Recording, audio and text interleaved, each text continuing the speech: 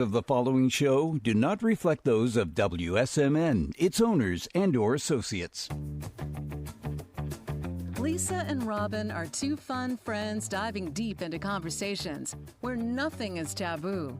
They believe in eating dessert before dinner and wearing the bikini. They're allergic to labels, authority, and cheap shoes. Currently, they're launching themselves through life being the good time, bold enough to take risks and inquisitively asking, what's next? They hail from New Hampshire, but they could be anywhere dressed in cute clothes. If they had to share a tombstone, it would read, "Curiosity killed these cats." Your hosts, Lisa and Robin on the mic. Welcome back to Lisa and Robin on the mic. You are listening on WSMN 1590 AM, 95.3 FM. You can watch, stream, and listen on WSMN.live, as well as YouTube, Spotify, Apple Podcasts, anywhere you can get a podcast. Yeah, that's where you can find us. Yes. So we need to figure out how to do closed captions.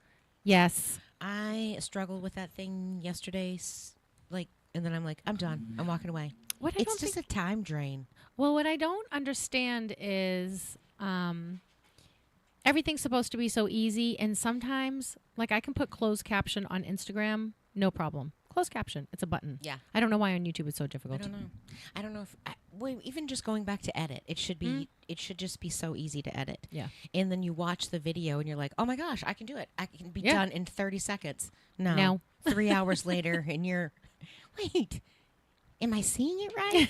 Did I hit the right setting button? Like it's just not there. Am I in the right account? What's happening here? Right? What is happening here? Ugh. So, what do you want to talk about for the next hour? I don't know. What would you like to talk about? Wait, do you want to go on vacation? Warm. I want to go back to, actually, I hate going back to the same place. I mean, I definitely would go back to Aruba because I love Aruba. And there's a part of me, like, I would go back to Costa Rica. You would? Mm-hmm. I felt like, I feel like we've been to St. Lucia so many times. I want to go to the Virgin Islands. At any of the Virgin Islands. Yeah. I would like to go to the Bahamas. And every time I say I would like to go to the Bahamas, people go, "Duh, you don't want to." And I'm like, really? Why don't I want to? Why do you want to go to the Bahamas? Because the water looks so blue. And it's not far. That's true. So you don't have to do, 9 hours on a plane. I think when we went to St. Lucia, it was like 8 or 9 hours on a plane. Yeah. Well, I think Costa Rica, I think we did it in 5. But, after COVID, you could go, and they had these quick flights. But now it's really hard looking up, like, flights. I forgot where I was looking flights up to. It's like a 20-hour flight, and it's like a... What, are you going to Australia? Long layover. No, this was like, where did he just say? Brazil? Somewhere in Brazil. Oh. Chris was, like, looking up, and he's like, hey, what if we could go to Brazil? I'm like, I think it's Brazil. Okay. Ask Elon that drives us from the airport. Puerto Rico. If we should go it to wasn't Brazil. Puerto Rico. I would not go to Puerto Rico. I didn't like Puerto Rico when I went. I went on a cruise. Years ago, I didn't like it. No, but I would like St. John's or St. Thomas or the Bahamas. I wouldn't mind going to the Bahamas. Turks and Caicos. I feel like, yes, I love Turks and Caicos. You've been? Yes. A long time ago. And we stayed, I think there were only like 2 or 3 resorts. And they were at the end of the island. We stayed, some friends of ours, he's an antique dealer, and some of his clients had a place down there. So we went and stayed in a condo. It was just, you had the beach to yourself. It was gorgeous. It's on my old Facebook page. I have all the photo albums on that page. So the people who are fraudulently selling crypto and mortgages have access to it. Yes. I can't get those memories back. And they've blocked me, so... Yeah, they block me too, because I keep reporting So I don't know. Everybody keeps reporting it, and I'm surprised I haven't heard anything from the detective, but... Yeah, I think that's just like a waiting game of like back and forth to the attorneys and stuff. So I guess when I always think of Bahamas, because that was my first thought too, when you're like, everybody says that, I always feel like all I can think of is Atlantis, and I think it's just crowded and busy. And I'm like, I don't want to go somewhere like that. Yes, I understand that. Yeah. But I guess if you could do like an Airbnb and go somewhere, I don't know. See, if I'm going on vacation, there's a part of me that I like Airbnbs. I do like Airbnbs a lot. But depending on how much they cost, I just want to be pampered. I want someone to come in and clean my room. I want the accessibility of decent restaurants or a boutique or something. I want a nice pool. You know, depending on what's happening. You're in the pool with everybody. Yeah. Like, so when we were in Aruba, we had our own pool. Mm-hmm. We had our own pool. You're right across the street. Like, I don't mind getting up and fixing breakfast. You know, fixing my southern. Yeah. Fixing breakfast. I caught myself. Yeah. I don't mind doing breakfast. And then we'll do something for lunch. And usually, you know, we'll eat like 10:30, like 10:30 or 11. So then it's like, you know, I've got stuff there to snack on. And then you go out for dinner. Mm-hmm. But I loved having... Because I was the same way. I didn't want to do Airbnbs for the longest time. I've done them a significant amount of times, but there's certain places that it's like I want the hotel experience. Yes, yes. In the Caribbean, I want the hotel experience. Yes. Well, yeah. Some of it, yes. Like when we went to Sandals, it's kind of divided up. We did pay for the butler service, so that whole side was down on one that was kind of away from everybody. But I don't like being like when you do the all-inclusive, like I feel like I do love going to breakfast, lunch, and dinner. You know, it's there. I don't have to think about it. But I always feel like every time you've gone, unless you go to like a Secrets or a Sandals, you're always fighting for poolside space. Mm-hmm. And I'm like, I don't want that. No, I'm not getting up at 6 o'clock in the morning. I'm not getting up at 5 o'clock in the morning. Even for the beach side, too? To go get the towels. Mm-hmm. For beach, no, we actually walked down. We've only done that. We've only stayed at those two resorts where we've had to fight for space. Mm-hmm. On the beach. And, you know, the beach was worse when we were in Mexico. Like, you could always find something by the pool, but the pool was right by, it's the pool and then all the lounge chairs, all the umbrellas, all the tables, all that stuff is, and the beach is right there. Mm-hmm. And it's like, so it just felt crowded. Mm-hmm. Like you're just sitting, like, I don't want to go on vacation. I don't want to spend, you know, a decent chunk of money and be shoulder to shoulder with somebody that I don't know. Humanity. Right. Right. You want a break from it? Would you ever go on a cruise? See, I think when you talk about crowds, I'm like, cruise. I would go on a cruise if it were like a really cool place and we went with a bunch of people. Mm-hmm. Like if we went with a bunch of friends. And it's like Ritz-Carlton. Yes. The Ritz-Carlton Yacht Club or something. Yes. Or one of the European cruises. Like where you go down the Dan Bayou River. And they do smaller. I think I just said the song name, not the river. Blue Bayou, the Bayou. Barge cruises. Yeah. I think they do have barge cruises that are like amazing. Yes. They also have, I had a patient of mine years ago, they have these cruises where you take your bikes and they drop you off at a port and then they'll meet you to the next one. So you bike. I was like, well, that could be a lot of hills. Yes. Yes. And I have a thing where if I'm getting sun, I need to be in a bathing suit. And if I'm doing something, I don't want to get tan lines that interfere with bathing suit tan lines when I'm on vacation. Yes, yes. I know that seems like a very odd, specific thing, but no. I remember one time we went to Florida, we put the top down and I'm wearing a shirt with sleeves and I burnt in my arms. So no matter how I tanned the rest of the vacation, I had to even it out. I could not even it out. And I was like, okay, never doing this again. Never doing like sleeves on something or. Yes, you have to be very intentional about your outfits. Yeah. Yes. Or sunscreen. Mm-hmm. Or, I'm not wearing sunscreen anymore. It's terrible for you. There's a lot of chemicals in it, and my body reacts to the chemicals. Yes. I'm not saying it's terrible for you as our listeners and people, but I feel like it traps sweat. So as a kid, I was always, I'm fair skinned. I had a lot of freckles on my face. My nose would just be, polka dot. Yeah. So my mom would put zinc on my nose, but my chest always got it. And I still, to this day, like even when I lose all my color, I still have like a little Cherokee red tint up here, and that always gets dark first. Like you can see my neck, and I think it was years of my mom putting sunscreen on my chest. Like I don't know why, but that's still the darkest part of me. It's just so I'm always two-toned. Like I'm tan and then I'm red. Just gets, or like even like my back, my shoulders. Like I was looking back at some of my pictures. I was like, wow. I think I have some Indian in me. So would you do a skiing vacation or snowmobiling vacation? Yes. But not right now. When would you do it? After I came back from the Caribbean. Oh, okay. I see. So where would you, so I would go.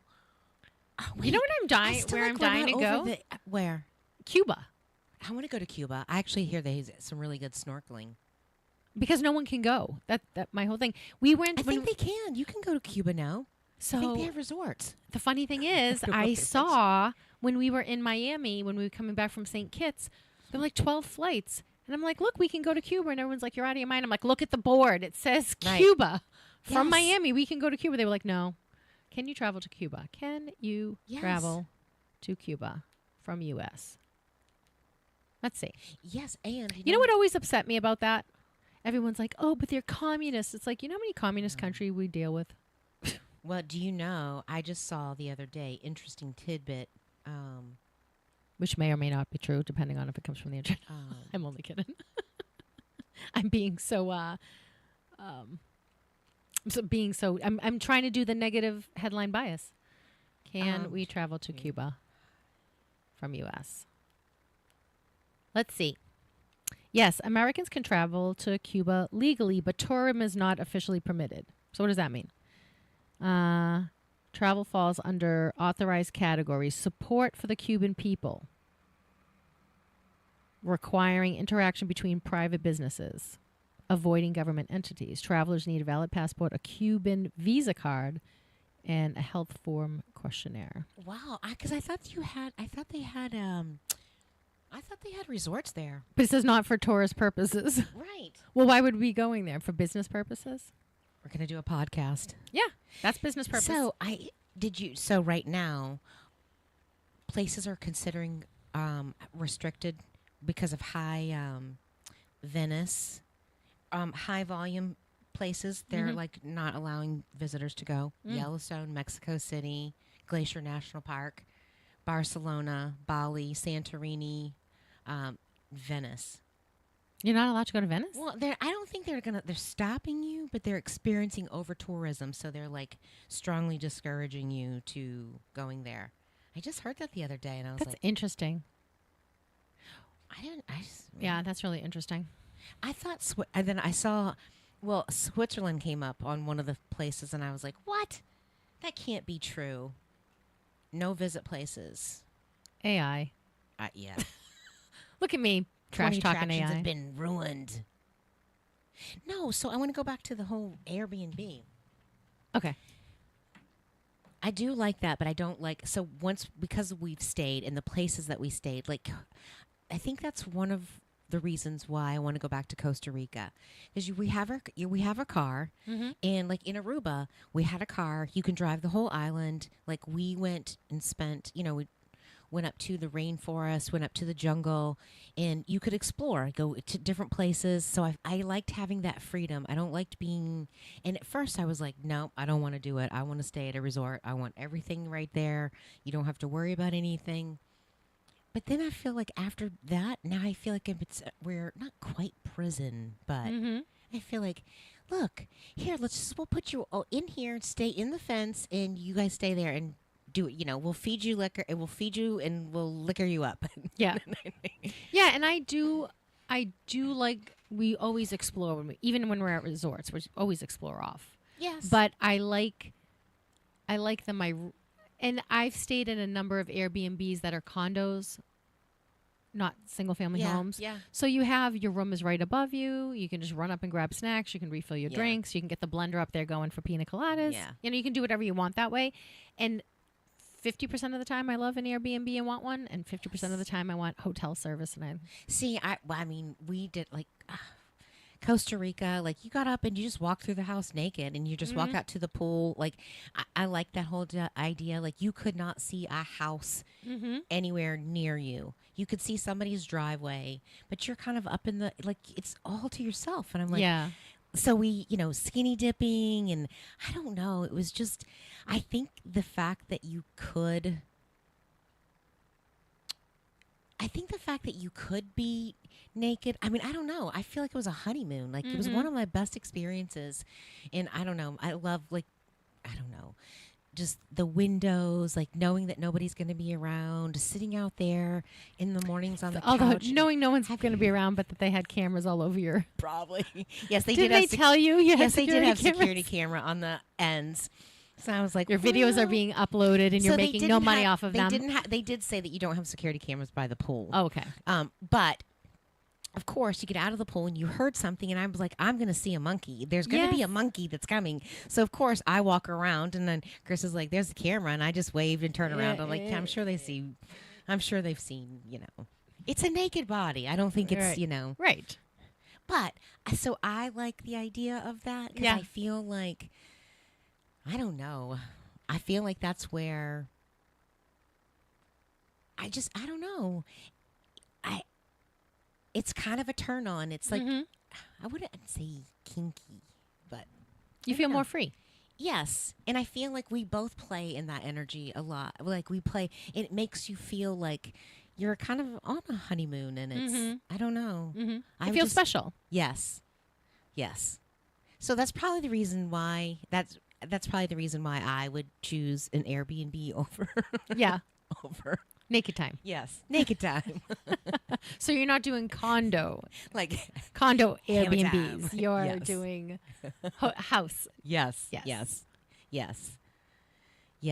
I can't believe I just said that. So then after we got back from there and got a nice tan and got some vitamin D, I would go on a and I would go on a skiing vacation. I probably still would. Like Lake Tahoe or Jackson Hole or Wyoming or any of them. Utah. I would love to go to Utah. Well, we have Jonah's friends out there, and he was on the ski team. Really? I would love to see Utah. I would love to go to Utah. It is very pretty. I think it would be pretty in the summer and in the winter. I've been to Jackson Hole. I've been to. Ooh, what was that like? It was amazing. Is it? But I like the town too. So there's I like the little town. Is it It's ritzy? right at the foothill. Well, gosh, this was back in. This was back in the 90s, late 90s that we went out there. My mom used to live in Idaho, and they had a lake house on Henry's Lake just outside of West Yellowstone. So she took us there. We went to Big Sky. So Montana was cool. And we did it in the summer too. So we did the summer and winter out there, but Big Sky was probably my favorite. Jackson Hole back then, I don't think it was as built up, but it did have this, the exposed beams, the big, the columns and stuff. Like the town, it seemed like a ranch town. It was just, everywhere you go, there's like cowboys, and you can see they have elk herds out, and you can see bison. Like some of them, it's on a ranch, but some of the houses just are beautiful, amazing. It's just neat. Have you seen Landman? Yes. Do you like it? Yes. So I like Billy Bob Thornton. I love and he's like Bad Santa only as a landman. Yes. He's the Bad Santa character. Yes. Definitely. So I like that. And I think it's an interesting topic because I knew nothing about the oil industry. Yes. So it's his wife is over the top annoying to me. Really? She's funny, but sometimes but like when she gets mad at him for stuff, and stupid stuff, it's like it irritates me. Yeah, I feel like she's like nails on the chalkboard to me. Yeah, and that's so funny. But she's the reason why originally I wasn't that into it, because I was like, am I supposed to believe she's leaving her yacht millionaire husband for Billy Bob Thornton? She's bigger than him. Yeah, and she's skinny as can be with a tight bottom. But she's still bigger than Billy Bob Thornton. I know. I don't know what Hollywood does to men, that the men are so tiny, and these women who are starving themselves beyond all recognition. I don't think you'd ever see Billy Bob Thornton in shorts, because I think he's got like little toothpick legs. He's toothpick everything. And he's got like a little Buddha belly. But it does make me like he plays that character like Bad Santa. You didn't see Bad Santa, did you? Yes, we did see Bad Santa. Oh, good, thank God. I think we just watched it. Because you just watched it not long ago. Did you see Grandma's Boy? No, not yet. I haven't been able to. We haven't watched TV yet. Okay. Or we were watching we got stuck on. It's a baking show. It's a cooking show. Mm-hmm. That, and I can't remember the name of it, but it's like only 10 episodes. So top chefs are from around the world, and it's a seat at the table or at the table or something like that. I have to look it up. So we've been binge watching that because it's top chefs from all over the world, and they've paired up with, and then they have a challenge, and you have to give to world-renowned. You have to plate your meal and give it to the world-renowned judge chef. Yeah. And so. But you know what? This is my whole thing about food. And maybe it's because I'm such a calorie conscious person, like you're eating calories and all that stuff. I want food that's good. I don't care if you make it in 20 minutes. I don't care if you make it 40 minutes. I don't care if it takes you 2 hours in the oven. But I want it to be good. Yes. I am over people being forced to make something amazing under criteria that it's almost impossible to make something amazing. Yeah. And I know that tests their skill, and I know that's the whole point of the show. But when I see, like, Beat Bobby Flay, and they're like, this could have been whatever. And it's like, he made 3 meals in 40 minutes, and they all look amazing and probably better than what you normally eat at home, so shut up. Well, see, I think these guys get, because it's a different, like, it wasn't about, like, the time. I think they had, like, a couple of them had, like, 3 hours, 4 hour. They have a window. So they don't have that weird time crunch. I mean, because you're trying to create for top shelves. Like, you're trying to compete. You're next level. You're already a gourmet chef. Yeah. 2 of the chefs that were on there that were competing, they were Michelin star. Like, one's got 1, the other one's got a 2 Michelin star. So it's not about the time; it's about creativity that's so what maybe I will watch it. So that's where because I'm really tired of the ones under duress. Yeah. Like, first of all, to me, when I'm stressed, don't eat my food. It's better that we just go out to eat, unless the cooking is relaxing me. But if it's another chore, I don't love it the same. Yes. And I don't think you should drink coffee by someone who's mad at making coffee. I think it like brews into the coffee flavor. I believe that you have to cook with love. That's for sure. Because I don't, every recipe that I make, I'm like, Kayla's like, so I told you I made those chicken meatballs with the garlic and feta parm. So good. So I have to remake it. And she's like, well, how much do you use for your seasonings? Like, I never measure my oregano or thyme, or I never, my herbs, I never measure them. Do you? So when I'm making a recipe, yes, I'll measure because I want to know how much. But then once I've made a recipe, like for the cookbook, I had to measure everything. Yeah. But then I'll use I know that the inside of my palm in a certain way is a tablespoon. Yeah. So I'm doing that. Oh. Like I've used measuring cups and measuring spoons and all of that enough that I know my version of like a pinch versus a tablespoon versus like a teaspoon. I do always measure because I've got the tablespoon in my hand pretty accurately, but I don't have a teaspoon anywhere in measuring accurately. Yeah. And I always measure for baking. When I'm baking. Yes, I always measure for baking. Because this is more science. But so seasonings and stuff like that, if I'm making a recipe for the first time, but usually I feel like I'm always trying to alter somebody else's recipe. But I always come feel up with like my own creation. I always make a recipe the way they tell me to make it first. Yes. Because if I alter their recipe before I've eaten their recipe, I don't know if I don't like it because I've altered it in a way that doesn't make it good. Yes. But once I've tried a recipe, unless I really love it, I will alter it to be more me. Like exactly the way I like it. So like when I do my soups, or my my red sauce. I never measure in a soup. It was very difficult to make soups because I don't, it's like, it's whatever I have on hand. Yeah. Sometimes I'm putting 2 carrots in. Sometimes I'm putting 3 carrots in. Sometimes I do that kind of stuff too. For vegetables in a soup, I just kind of wing it. Like, okay, whatever I have. This looks good. Like this looks like a good amount. I care more in soups that it fits on a spoon. Yeah. Yeah. I want things chopped so that it goes in a spoon. Serenaded down. I know. I hear it. I was feel like, like ooh, Rapunzel. Rapunzel, Let let me down down your my ponytail. hair.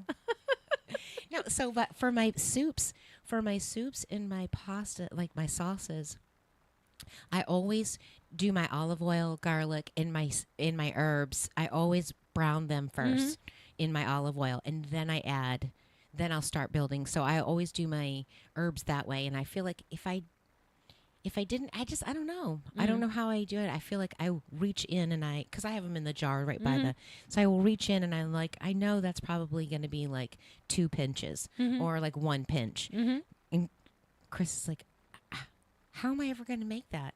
So my friend Carolyn never uses a recipe and never writes down a recipe. And one time she made something. I'm like, oh my God, this is amazing. You know, how did you make it? She's like, meh. And her husband said, enjoy it because it'll never be made this way again.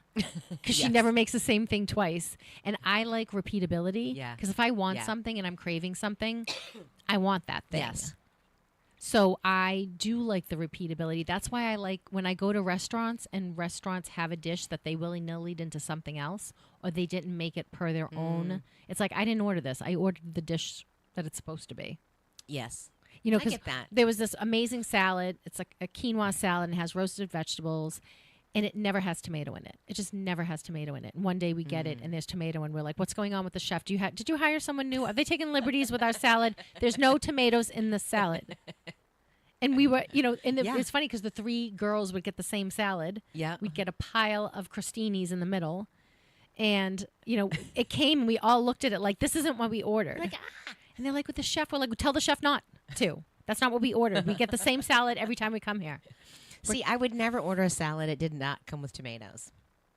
The salad did not come with tomatoes. I mean, I guess it'd have to be like an amazing, I don't know. Because this was almost like, so it was roasted vegetables and Well, I could see like a that. spring mix of, so I could see if you do like everything the beet is salad soft.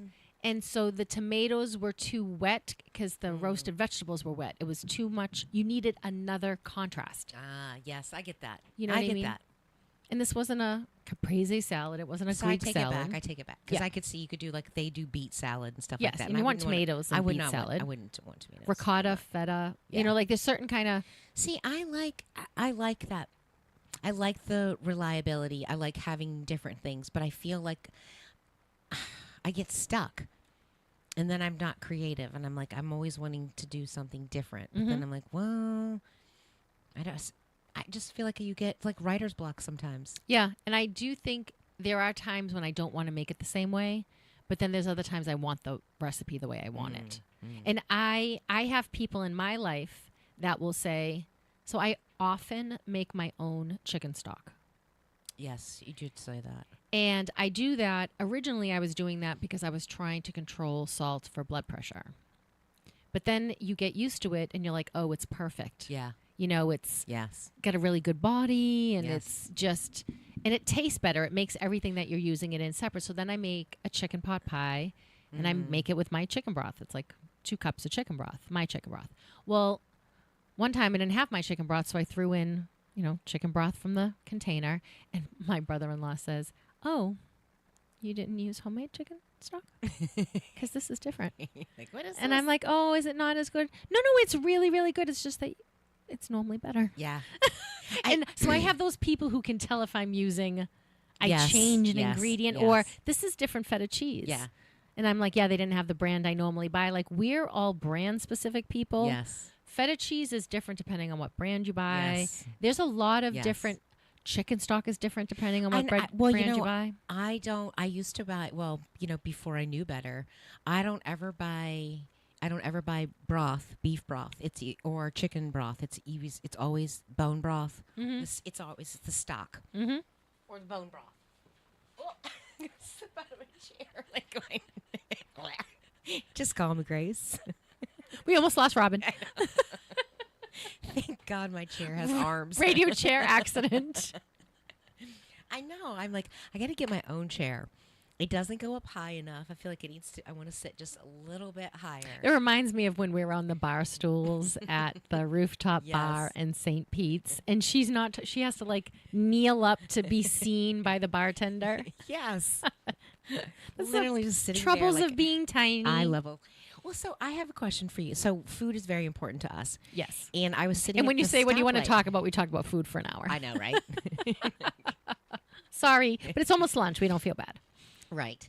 But food's good. Like Yeah. food is a love language for sure. Mm-hmm. I think that you just I was trying to think what Chris was saying the other day. Like, it's art. Mm-hmm. Like, cooking is art and food is art. Experiencing it is art. And so it's funny this morning on in my daily grumble.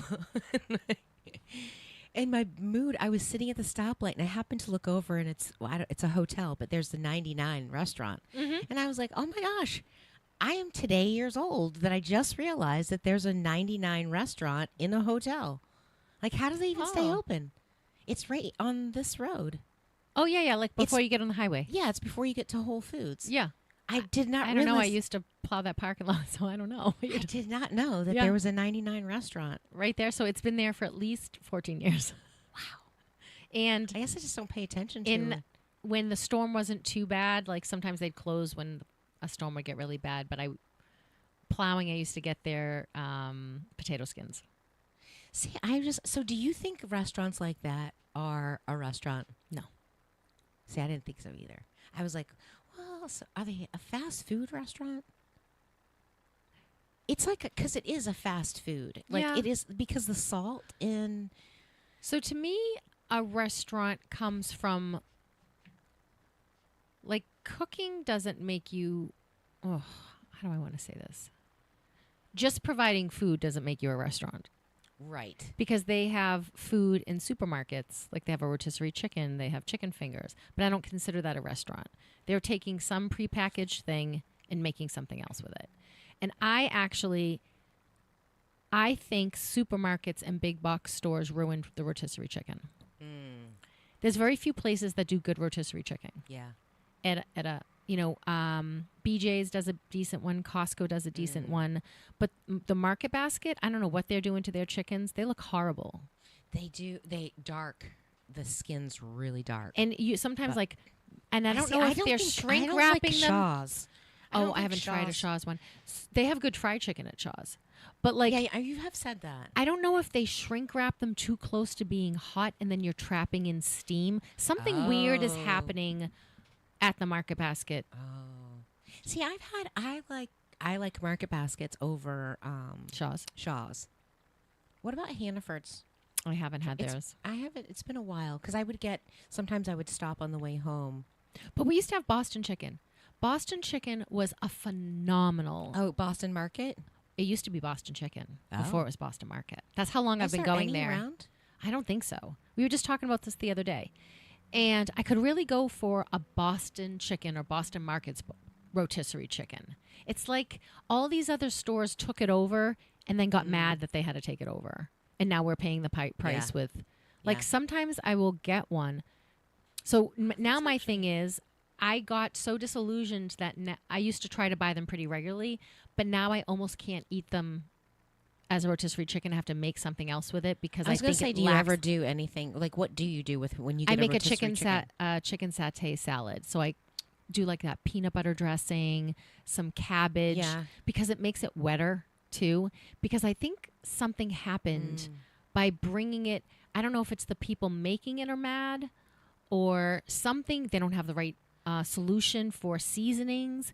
But a Boston chicken or Boston Market rotisserie chicken was to die for. There's a place in Texas that does rotisserie chickens, and that's probably the best I've ever had. Like, we need to have something like that up here. But I think we don't compete with, because every single supermarket and all the box stores does it. People like, well, I'll just go get the $4.99 one or the $8 one. But do you eat rotisserie? See, if I get a rotisserie chicken, I'm usually always pulling the meat off to do something. I was trying to eat it as the meat, Oh. like as a moist, bird was Yeah. how instead of roasting it in the oven, I was using a rotisserie chicken. Yeah. And I don't know what happened. I would love someone else's thoughts on Do what you happened. make rotisserie chicken? No, I tried on the grill and it's just not happening. Yeah. I don't like to do the whole bird thing. I don't like. I'll buy it, and I've gotten better about pulling it apart. But So for the longest time, I was weirded out by raw chicken. Yes. And if I manhandle chicken too much, I wear gloves when I do it because if I touch raw chicken a little too much in preparation, I don't want to eat it. Yeah. And it was just a texture thing. Like I know it changes texture, but I've manhandled it too much. So that I have kitchen gloves because sometimes when I'm cutting hot peppers and stuff, no matter how much I wash my hands, I'll touch my eye somehow and have burnt eye for the rest of the day. So when I'm doing like really hot chili peppers or something, or I'm going to manhandle some chicken, I wear gloves. Manhandle some chicken. I'm going to be fondling and stretching. Wait, you said that like that was some enjoyment right there. I mean, manhandling. I'm going to be manhandling it. Like we're not just, patting these boys dry. Like so I use my rotisserie chicken for soup. I'll do them for quesadillas or like if I do soft tacos or something like that. Chicken salad. Mm-hmm. But I don't like sometimes. Yeah, I'll use it for chicken salad. I love it for a chicken salad. When we did the boat and I did the chicken salads on the boat. Yes, that was actually good. That was like that. But curry. I used to be able to enjoy rotisserie chicken just the way it was, like with some sides, and be a super simple dinner. And something happened, and I can't anymore. Yeah, I used to do that. I think when the kids were younger, but I'm like. But I think it's because the chicken was better. I'm a little bit concerned about the ones at Costco. I mean, they're big. I know. They're like turkeys. I know. Do you know they're probably so fat they can't walk? Right. Because they have injected them with hormones. Is that so why? like, I thought that you're not allowed to check any chickens with hormones. But how do they get them so big? Yeah. So you're eating hormone chicken. How do they get the chickens so big? Because I wonder, like, is there a different breed of them? No, we can't. Combination of intensive selective breeding for rapid growth and large breast muscles. Highly optimized nutrition with high protein. So are they like a gourmet? Advanced genetics and husbandry. Right. Do you know what husbandry is? Mating. Yeah. But us being involved in husbandry going on. So it's what fish do. Right. In the water. In the water. Is that husbandry? Well, did I nail it? Yeah, you did. When wait, so genetics. So there is genetic. They're saying genetics. Yeah, genetic because they look really big. Right. And so I don't think they look healthy. How do you do that without steroiding something up? See a chicken at the gym. Yeah, so that's what. How do you if you don't do steroids and hormones and like how do you selective husbandry? Right. You're like taking this chicken. You're like, you're gonna do it over here with this chicken. I was gonna say he's got a big. He does. Because that's a male rooster is called a cock. So. Yes, and that's how we were referring to him. Right. That's what I was saying at the beginning. I'm bringing back swears, and the chicken one is a very favorite one. What I had to see, you can say it because I used it. I called him, right, for what he is. Right. Yes. How we went from traveling, so. Well, because we started talking about food. Do you consider like the 99 in those places restaurants? Absolutely not. So you consider them fast food? It's chain, yeah chain. It's fast like food. I was like, that's how do you describe it? Because fast food is like it's something in between. I don't think it's a restaurant, but it is kind of served fast food style. Like you go there because you're not going for the experience. You're going to just eat. Mm-hmm. And so they get you in and out. The only thing I really like there is the potato skins and the chili. I don't even know that I've ever been to one. Really? Yeah. Such a sheltered girl. I know. I was like, how can you live in New England all this time and not go to a 99? 99. We might have coming back from like up north, coming back from skiing or something was one of those. But I couldn't tell you what you ate. Did not leave an impression. No. And it was only because of necessity. Everybody's hungry and like we're starving and we're not coming eating back from McDonald's. the White Mountains and there's something there. But so we used to go before we could make our own steaks at home really well. We used to go to the Texas Roadhouse. Mm-hmm. I love their rolls, the sweet cinnamon. I'm butter. not a Texas Roadhouse person. We would go just because it's different. Mm-hmm. Like, and where else do you go? You're here and you don't want to, But I wouldn't consider those. I wouldn't consider those. Like It's like the next level fast food. Yeah. So it's funny. I I would think, what would I get there? I'm not going to get a steak there. And it's like, well, that's what they're known for. Well, right? Roadhouse. The But I would Roadhouse, probably get a burger. They get ribs. Oh, okay. They have ribs. Kayla gets their, they have a steak tip salad that she likes. Mm-hmm. And I think they have like chicken. They have.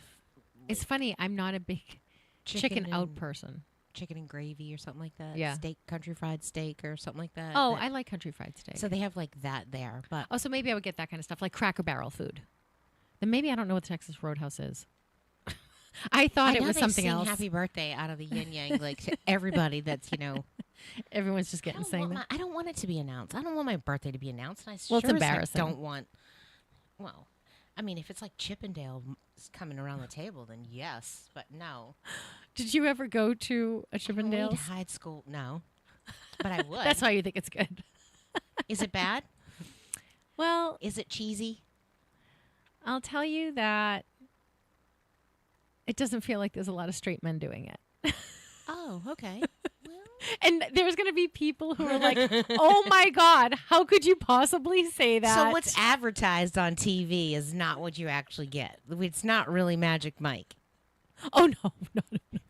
That's what it is. Not Magic Mike. Well, and I haven't been to a ton, and I haven't probably been since I was 19. So maybe don't take what I have to say with any kind of grain of salt or take it with a grain of salt because I'm not the authority. Is it just like, but is it guys There that was are like, he doesn't even need to wear clothes. He's got so much body hair on his body. No.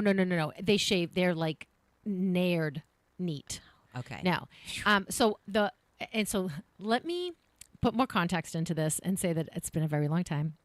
And I'm sure there's a lot of straight men that do it. When I went, there was this club, and I think it was in Saugus somewhere.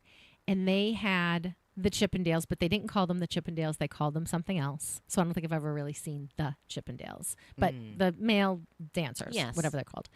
And they used to have them on Thursday from 8 to 10. So all the women would show up to it, and then it would turn into a club at 10, and all the men would descend. But they were making it because it was a dance club. And it was actually pretty smart because it got women there early. So it wasn't a sausage party. Because Yeah. when you used to go to clubs and you'd walk in, there were just a bunch of men leering by the bar, standing. You'd be like, well, let's go somewhere else. Where we were already there and dancing. yeah. So then it became Yeah. a thing. So That's smart marketing. and if you went for the, it's not the Chippendales, but if you went for the Chippendale Yeah. part, you got in for free.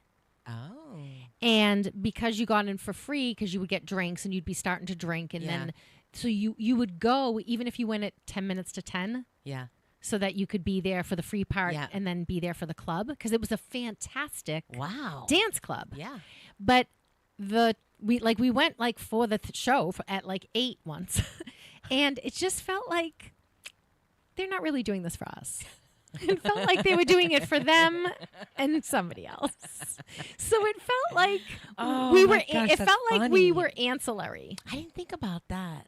right? Like I think when men go to women's strip joints, the women make the men feel like they're the point. Yes. Where the men made it feel like they were the point. Yes. I don't know could if see that's like that. another. I could see that. And though. you'd see them and you'd be like, I just don't think he's straight. So because he wasn't straight, him being too attractive, we're getting called. Somebody's calling. Uh-oh. You talk for a second. I'm going to be yelled at online. Hold on a second. Wait, so I just would you ever go to a drag queen show? I've been. Oh, so Lisa's saying that she has been to a drag queen. We have a new. You're calling a radio show. Are you trying to get on the air? We don't know how to put him on the microphone. Sorry. Don't use this number. Thanks. Thank God I wasn't getting yelled at. So that was good. I'm not getting yelled at. I was like, oh my God, someone's immediately calling. Like, I was a Chippendale dancer and I'm not gay. I know. I've had ass every side of this state line. I'm just saying. And I'm not gay. But I could see where you would think that if they were like dancing and not coming on to the women, Well- not making it feel like the women were Like you Right. liked us as much as we were Right. liking you. 'Cause Because if we women were danced for throwing, you- like, it's not like, and I'm assuming I've never been to a male strip joint with naked women. I've never been to that. I know a lot of women go to them, but I was like, and You and I have had this conversation before. Yes. But when I was younger and I had multiple jobs, everybody would say to me, you work so hard and you're killing yourself. You should just go be a stripper. They make a ton of money. Yeah, but you have to. So I've never been. I've never been to a club. And I was like, I tried to stay do my you whole go entire all the way life out down? of them. Do you go completely naked? The men did not. But do women Women go completely naked. completely naked? Yes. But men don't. I guess. I mean, I don't know. Well, do you want? Okay. I don't know. Okay. If so you go to see a male stripper, don't you want to see in all in of them? Canada, they will go naked. Okay. I mean, So if it's I'm- just the United. Well, I'm not an expert. I'm talking like I'm the expert. I've been to this one club in Saugus when I was a teenager In and they the did not 90s. in the 90s, and they did not get naked. And then I went in Canada because we went with a group of our friends in college. We were 18, and we go, and our guy friends, the first thing they do when they go there is leave us. They're not going to see us again for the rest of the weekend because they're going to the strip joints. And they're like and we were like, but you have strip joints at home. Like, what's so exciting? And they're like, but these ones are beautiful. And I'm like, aren't the strippers here beautiful? And they're like, no, not like in Canada. And I was like, they were acting like the ones here were like covered in cigarette burns or something, right? Right. So, okay. So then we go to one and they do get completely naked. And then me and my friends are like, oh, got him from under the bridge. that's where the word flaccid comes in. Oh. And you're like, not interested. And now I'm really uncomfortable, and you seem really uncomfortable, and I'm really uncomfortable, and this isn't really fun. Wait, do they touch you with it? No, it doesn't touch you at all. But it can get close to you. It's close to you. Like if you wanted to, you could lean in it, and it could touch you. If you He wanted. moved around. And so all of this is to say, See, I would do it. I would go. That's why. But I'm curious. Like I don't know how close I want it to get to me. So I think But I would go. I Like, think movies always make it more interesting than it really is in real life. Yeah. I think it has a sadness in real life. Yes. And that's so, true, but too. back to when Yes. it was a good place to go, the club was a good place to go. But are you saying just for men, or are you saying for both? Strip clubs has a sad element for both. I think it has a sad element for both. I think so too. I think it's more sad for women than it is for men. Yeah. So I think I know like you can make a ton of money doing it, and I know like where else would I go to work for 4 hours and make $2,000, whatever they're making? Like Yeah. I get that, but I have the perspective that some things are special, and you can't buy some things, and it doesn't ever seem like people treat them respectfully afterwards. It's like you're giving this person a ton of money, but they're a piece of shit. Ooh. Yeah. Like they're not up to your standards of what Yeah. you want to make fun of them. You're giving them all your money, but you're also making fun of them, and you're deriding them as beneath you, Yes. serving this wanton thing for you. Yes, I think because you pay for the entertainment, but yet they are like you don't mind. And I'm saying this as someone who's never been in one. But how people talk about them Yes. is like derisive, like Yes. like dismissive, and like and it's like, really? Then why do you all frequent it? Right.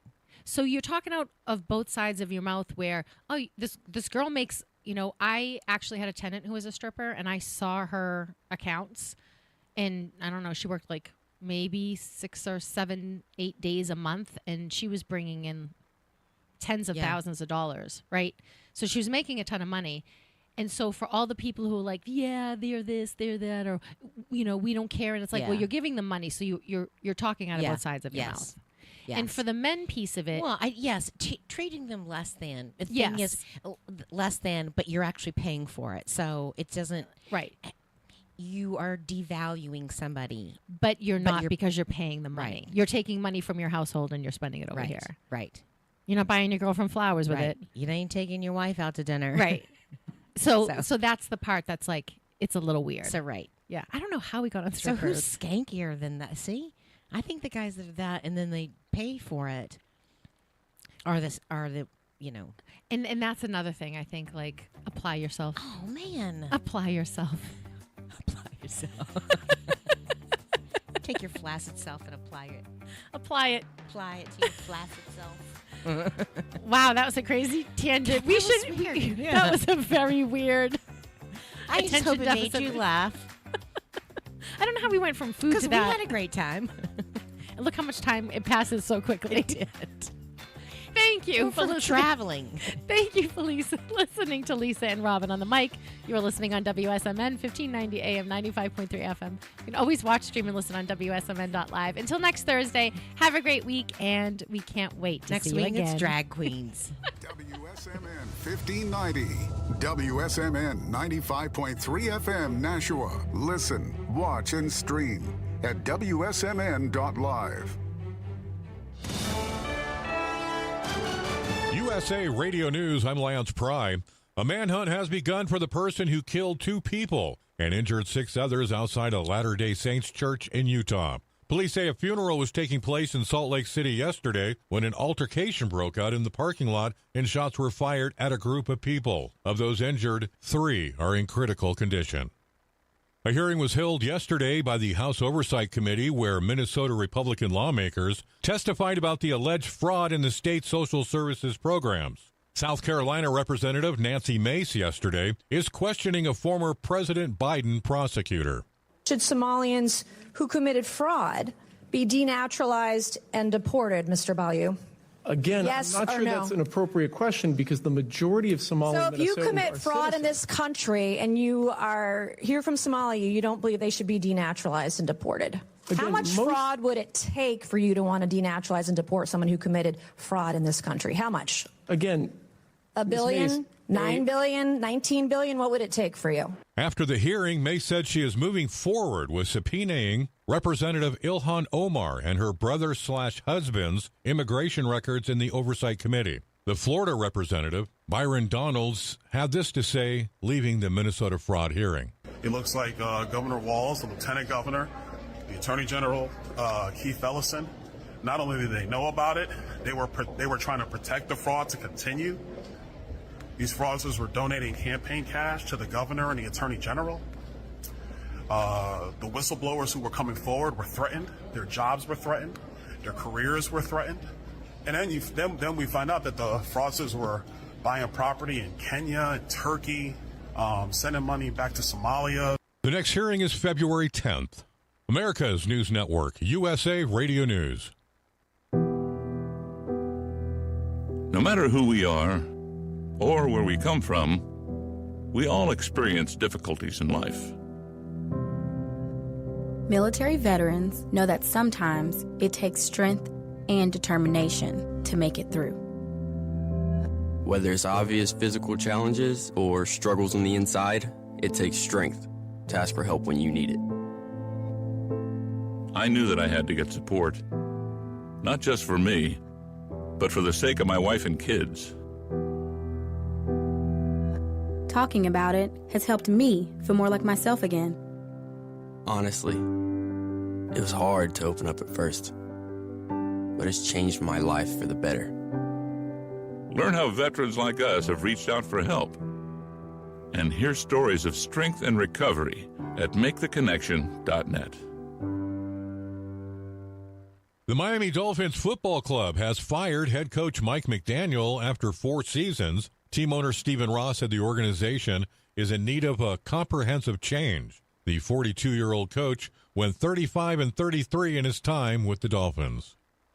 It was 15 years ago today, the deadly Southern Arizona shooting at an event hosted by former Congresswoman Gabby Giffords. On January 8th, 2011, a gunman opened fire at a Tucson grocery store where the event was being held. 6 people were killed, including a 9-year-old girl, and over a dozen were wounded. Among the injured was Giffords, who was shot in the head. In a post on social media, Giffords said in part that she thinks of those who died every day. In Phoenix, I'm at Mattinson. Thank you, Matt. A health expert is spelling out the benefits of giving up alcohol on what's a traditional health challenge this month.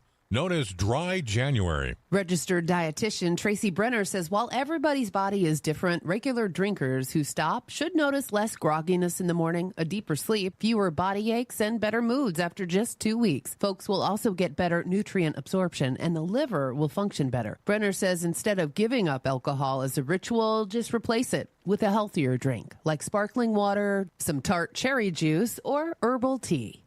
I'm Monica Nelson. Thanks for spending a little time with us today on this Thursday. I'm Lance Pry, USA Radio News. Would you know where to turn if you or a loved one became paralyzed? For thousands of families, the National Paralysis Resource Center has been that lifeline. But now federal funding's at risk. Sherman Gillums Jr., a partially paralyzed Marine veteran with the Christopher and Dana Reeve Foundation, explains why. This is about more than just a budget line. It's about veterans, caregivers, and families, real people who need these resources to live more productive and independent lives. Learn more at ChristopherReeve.org.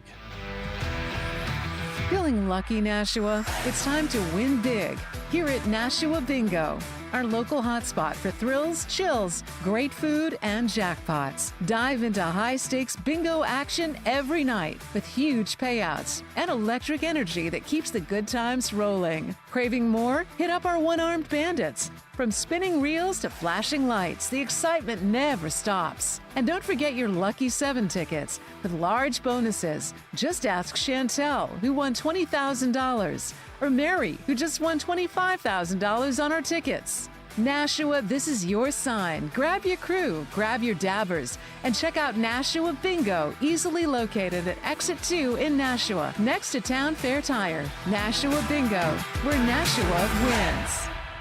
Thank you for listening to WSMN 1590 AM and 95.3 FM. The following program has been previously recorded. George, you're listening to Uncle Don and the Donald Perret Show right here on WSMN 1590 AM and WSMN 95.3 FM. You can stream us at WSMN.live. Boy, we got a show for you today. I've got two guys here that are just about my age. One of them is it is my age. And we were both Vietnam veterans. And so I'm going to introduce you to them in a minute. But what I want to do is I want to let you know that, well, first of all, these are my two new nephews. I'm called Uncle Don. I have 52 nephews and nieces by blood relation, but I accumulate nephews and nieces along the way. So my first nephew that I'm going to introduce is Mark Plant, who is from the VFW, right around the corner from here. And the next one is going to be Herbert Townsend. He's sometimes called CT. Now, Herb is a chaplain. He's not a minister like a priest, but he's been designated as the chaplain for the VFW members of the VFW. So the reason that I've asked them to come on is that we're going into our 250th anniversary of our country. And as much as I can, I'm going to have at least one person per month that represents our country, our military, could be a politician too, but anybody that is willing to talk about our country in this 250th anniversary.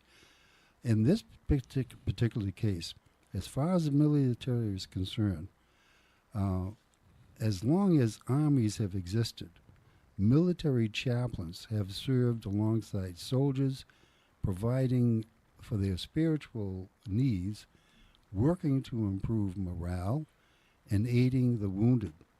The Bible tells of the early Israelites bringing their priests into battle with them.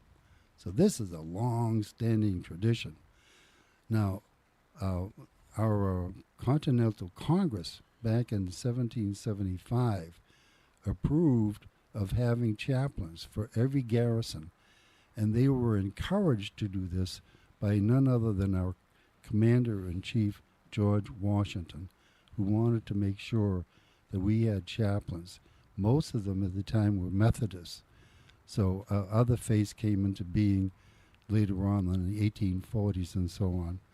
But it's great to know that our first president felt that it was so important to have chaplains that they would require to have a chaplain and give them a grade of captain, by the way, with pay, so that they were encouraged to join. So their motto, they lived up to the Christian core motto, which is pro Dio et patria, which means for God and country. And without further ado, I want to introduce Herb Townsend. Herb, take it away, sir. Okay. Well, you pretty much outlined pretty much the basic requirements in the beginning for the chaplain service.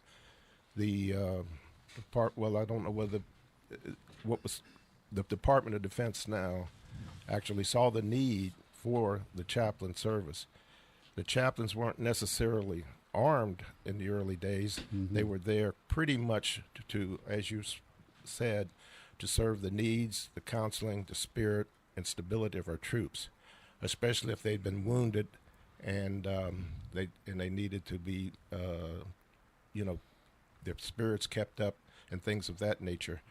And if they happened to pass on, the chaplain was there to provide services, last rites, and help get messages back to the headquarters and to the families of the deceased. So the chaplain program goes, like you said, way back to the 1700s, and it's evolved over the years.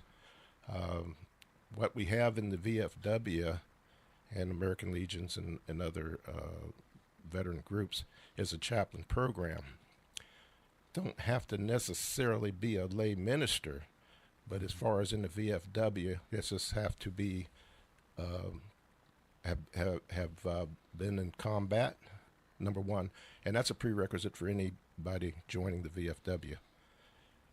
Also, to be a chaplain in the VFW, mainly they look at your, when I say they, that's the membership and the officers, look at your moral character, your moral fiber, mm-hmm. your behavior, and how you would react to looking out for your fellow veterans, seeing to your fellow veterans and their families' needs during time of need, visiting the sick, going to the hospitals, and visiting the veterans who are in distress mm-hmm. or need spiritual support, counseling, or just everyday needs. So that's pretty much where we are with the VFW program.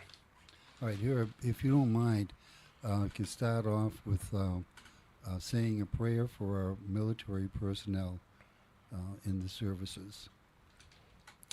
Okay. Let us pray. May your holiday season be filled with peace, comfort, and appreciation. We remind Americans to pause and think of our nation's brave soldiers, sailors, airmen, and women, Marines, Coast Guard, and Guardians standing guard, often far from home, far from their loved ones, so that we may safely enjoy the blessings at home. Amen. Amen. And the fact that you mentioned the Guardians at the end of that prayer, the Guardians are not just the Washington Indians or the former Washington Indians football team, but the Guardians were they're celebrating the 6th anniversary of formation as a space unit, outer space unit. So it's important to include every unit, every member of every forces that we have. So, but I want to ask you a question, because we talked about this a little bit. I was in Vietnam in 63, 64. I was there for 1 year, and I thought 1 year was one day too much. But now you served there.